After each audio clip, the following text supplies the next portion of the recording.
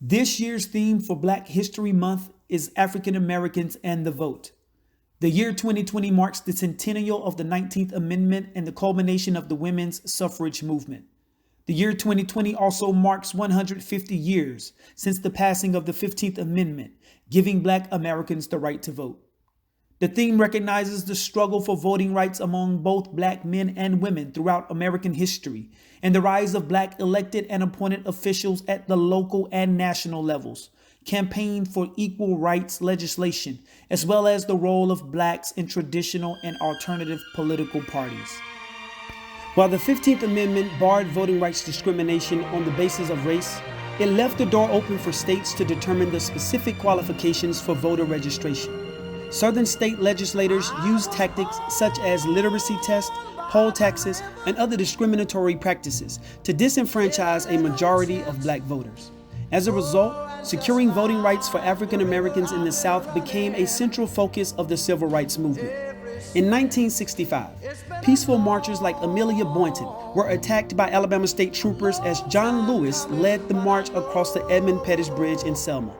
Selma became a rallying cry for equal rights around the world. That confrontation was known as Bloody Sunday, and it sparked passage of the 1965 Voting Rights Act. This month, and in the months to come, we reflect on the struggle African Americans endured for the right to vote, while focusing on our moral obligation to exercise that right. At its core, voting is about distribution of resources. Every day our tax dollars go into the government's pot, and then we rely on elected officials to determine where to spend that money. If we don't vote people into office who have our best interest and advocate for initiatives that support our daily livelihood, then we can expect our tax dollars to be spent in our best interest.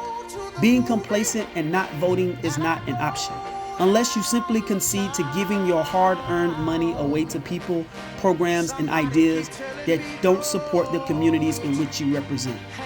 When you don't vote, you inadvertently neglect the fight of our ancestors who bled to give us access to the ballot.